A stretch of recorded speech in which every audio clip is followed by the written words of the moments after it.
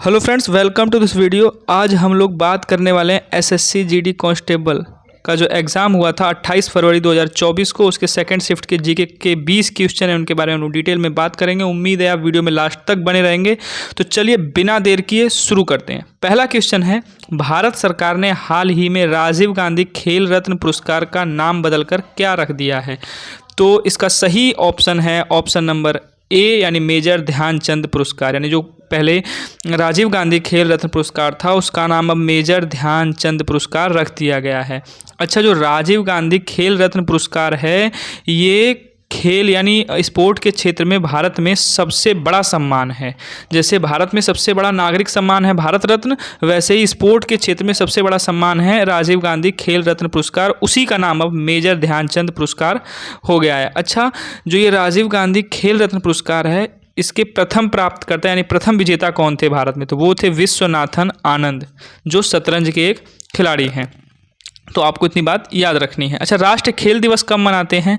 ये 29 अगस्त को मनाते हैं, मेजर ध्यानचंद के जन्म दिवस पर, जिन्हें हॉकी का जादूगर भी कहा जाता है। अगले क्वेश्चन की तरफ चलते हैं। 30 जनवरी 2023 को भारतीय वायुसेना के नए उप प्रमुख के रूप में किसे नियुक्त किया गया है? तो इसका ऑप्शन नंबर सी सही होगा, यानी अमरप्रीत सिंह को वायुसेना के नए उप प्रमुख के रूप में नियुक्त किया गया था। अगला क्वेश्चन है, भारतीय संविधान के अनुसार भारत सरकार में कितने अंग हैं? तो ऑब्वियसली सबको पता है भारत सरकार के 3 अंग हैं, विधायिका, कार्यपालिका, न्यायपालिका। तो इसका ऑप्शन नंबर बी सही होगा। अगला क्वेश्चन है, आधुनिक आवर्त सारणी में तत्वों को डैश ऊर्ध्वाधर स्तंभों में व्यवस्थित किया जाता है जिन्हें समूह कहा जाता है, और डैश क्षैतिज पंक्तियों में जिन्हें आवर्त कहा जाता है। यानी ये कह रहा है कि समूह और आवर्त जो हैं, यानी समूह को वर्ग भी कह सकते हो, यानी वर्ग और आवर्त जो हैं इनकी संख्या कितनी है? तो ऑप्शन नंबर ए इसका सही होगा, यानी 18 और 7 वर्गों की संख्या है 18 और 7 आवर्त होते हैं आवर्त सारणी में। जो मेंडलीव की आवर्त सारणी है उसमें 8 के 18 क्या होते हैं? वर्ग होते हैं, और 7 क्या होते हैं? आवर्त होते हैं। अगला क्वेश्चन है, निम्नलिखित में से कौन सा भारत की 14वीं जनगणना थी? यानी कौन सी भारत की 14वीं जनगणना थी? 2011 की, 2001 की, 1991 की या 2021 की? तो 2001 की जो जनगणना थी वो भारत की 14वीं जनगणना थी। पहली जनगणना कब हुई थी? तो 1872 में हुई थी। लेकिन नियमित रूप से जनगणना जो 10 साल पे होती है उसकी शुरुआत हुई थी 1881 से। तो अगर आपसे पूछे कि पहली जनगणना कब हुई थी तो बोलोगे 1872। अगर ये पूछेगा कि भारत में नियमित रूप से जनगणना कब होती है तो 1881 से। अच्छा, 1872 में जब पहली जनगणना हुई थी उस समय वायसराय था यानी गवर्नर जनरल था लॉर्ड मेयो, लेकिन 1881 में जब जनगणना हुई थी उस समय था लॉर्ड रिपन। तो ये जो क्वेश्चन है इसका ऑप्शन नंबर बी सही होगा, यानी 2001 की जो जनगणना हुई थी ये भारत की 14वीं जनगणना थी। अगला क्वेश्चन है, दिल्ली में राष्ट्रीय स्तर पर स्वतंत्रता दिवस डैश पर मनाया जाता है? यानी दिल्ली में जो स्वतंत्रता दिवस मनाया जाता है वो कहाँ मनाया जाता है? तो लाल किले में, यानी लाल किले पर ही हर वर्ष स्वतंत्रता दिवस पर जो भारत के प्रधानमंत्री होते हैं वो क्या करते हैं? तिरंगा फहराते हैं। तो जो स्वतंत्रता दिवस है वो लाल किले पर मनाया जाता है। तो इसका ऑप्शन नंबर ए सही होगा। अच्छा, जो लाल किला है इससे एक क्वेश्चन बहुत इंपॉर्टेंट है। लाल किला जो है इसको 2007 में यूनेस्को की विश्व धरोहर सूची में शामिल किया गया था। यानी जो लाल किला है इसको 2007 में विश्व की धरोहर सूची में यूनेस्को ने शामिल किया था। अगला क्वेश्चन है, भारतीय क्रिकेट कंट्रोल बोर्ड यानी बीसीसीआई ने 2023 में सीनियर पुरुष क्रिकेट चयन समिति के अध्यक्ष के रूप में किसे नियुक्त किया है? तो इसका ऑप्शन नंबर डी सही होगा, यानी अजीत आगरकर को। अगला क्वेश्चन है, वर्ष 1956 के औद्योगिक नीति संकल्प के तहत भारत में उद्योगों को कितनी श्रेणियों में वर्गीकृत किया गया था? तो 3 श्रेणियों में उद्योगों को वर्गीकृत किया गया था। नेक्स्ट क्वेश्चन है, एटीएम बूथ आर्थिक गतिविधि के किस क्षेत्र के अंतर्गत आते हैं? तो एटीएम बूथ जो ये सर्विस सेक्टर है तो ये तृतीय क्षेत्र के अंतर्गत आते हैं। इसका ऑप्शन नंबर सी सही होगा। अगला क्वेश्चन है, 2022 में फीफा अंडर 17 महिला विश्व कप किस देश ने जीता था? तो स्पेन ने ये फीफा अंडर 17 महिला विश्व कप जीता था। इसका ऑप्शन नंबर डी सही होगा।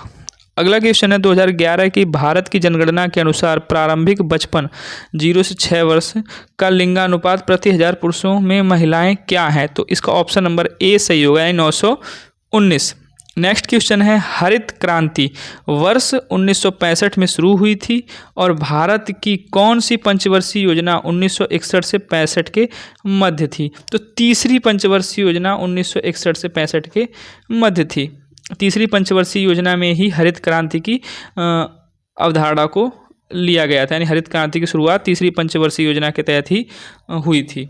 अच्छा, जब हरित क्रांति की जब शुरुआत हुई थी उस समय भारत के प्रधानमंत्री कौन थे? तो वो थे लाल बहादुर शास्त्री। याद रखना, हरित क्रांति की जब शुरुआत हुई थी भारत में तो उस समय प्रधानमंत्री थे लाल बहादुर शास्त्री, और भारत में उस टाइम पे खाद्य और कृषि मंत्री थे सुब्रमण्यम। ये दो क्वेश्चन याद रखना, हरित क्रांति के टाइम पे प्रधानमंत्री लाल बहादुर शास्त्री, खाद्य और कृषि मंत्री सुब्रमण्यम। अच्छा, अब बात हरित क्रांति की है तो हमें पता है भारत में हरित क्रांति के जनक कौन है? तो MS स्वामीनाथन। और विश्व में कौन है? तो नॉर्मन बोरलॉग। एक क्वेश्चन और आता है कि हरित क्रांति जो शब्द है इसको सबसे पहले किसने प्रयोग किया था? तो विलियम S गॉड ने इसको सबसे पहले प्रयोग किया था। ये बात आप इतनी याद रखना। अगला क्वेश्चन है हरित क्रांति के संबंध में निम्नलिखित में से कौन सा कथन सही है? पहला स्टेटमेंट है हरित क्रांति ने भारत को खाद्यान्न उत्पादन में आत्मनिर्भर बनाया। एक तो एकदम सही है। दूसरा स्टेटमेंट है हरित क्रांति के बाद रासायनिक उर्वरकों के उपयोग में कमी नहीं आई। तो इसका स्टेटमेंट 1 सही होगा, यानी इसका ऑप्शन नंबर A सही होगा, केवल एक सही है। अगला क्वेश्चन है अशोक का धम्म डैश किसी देवता की पूजा या बलिदान के प्रदर्शन से संबंधित नहीं था। तो इसका ऑप्शन नंबर C सही होगा, यानी शामिल नहीं था। अगला क्वेश्चन है निम्नलिखित में से किस सामाजिक सुधारक ने स्वतंत्रता आंदोलन की स्थापना की थी? तो इसका ऑप्शन नंबर B सही होगा, यानी स्वतंत्रता आंदोलन की स्थापना की थी पेरियार ने। इनका पूरा नाम था EV रामासामी पेरियार। तो इसका ऑप्शन नंबर B सही होगा।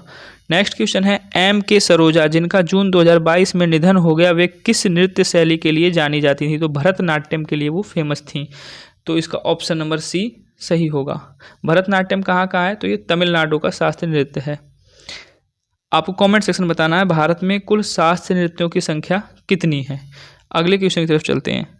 पुरुषों के लिए आयोजित डेकाथलॉन में डैश इवेंट होते हैं, यानी डेकाथलॉन में कितने इवेंट होते हैं? तो 10 इवेंट होते हैं। इसका ऑप्शन नंबर A सही होगा। अगला क्वेश्चन है टिप्पाड़ी नृत्य किस राज्य से जुड़ा हुआ है? तो टिप्पाड़ी जो नृत्य है वो गुजरात का है। टिप्पाड़ी नृत्य कहाँ का है? गुजरात का। इसका ऑप्शन नंबर D सही होगा। टिप्पाड़ी नृत्य को माल्टा नृत्य भी कहते हैं, इसको माल्टा नृत्य भी कहते हैं। इसका ऑप्शन नंबर D सही होगा। अगला क्वेश्चन है प्रसिद्ध संगीत व्यक्तित्व पंडित शिव कुमार शर्मा कौन से वाद्य यंत्र से संबंधित है? तो ये संतूर से संबंधित है शिव कुमार शर्मा। इसका ऑप्शन नंबर C सही होगा।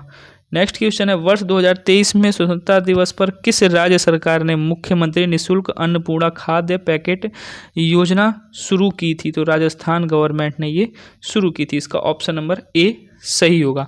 तो ये थे हमारे 20 के 20 जीके क्वेश्चन जो SSC GD कांस्टेबल के एग्जाम में पूछे गए थे 28 फरवरी 2024 को। शिफ्ट सेकंड के ये क्वेश्चन थे। अगर आपको किसी और वनडे एग्जाम के जीके क्वेश्चन की प्रीवियस ईयर जीके क्वेश्चन का एनालिसिस चाहिए तो आप कमेंट सेक्शन में बता सकते हैं। तब तक के लिए best of luck. Thanks for watching this video.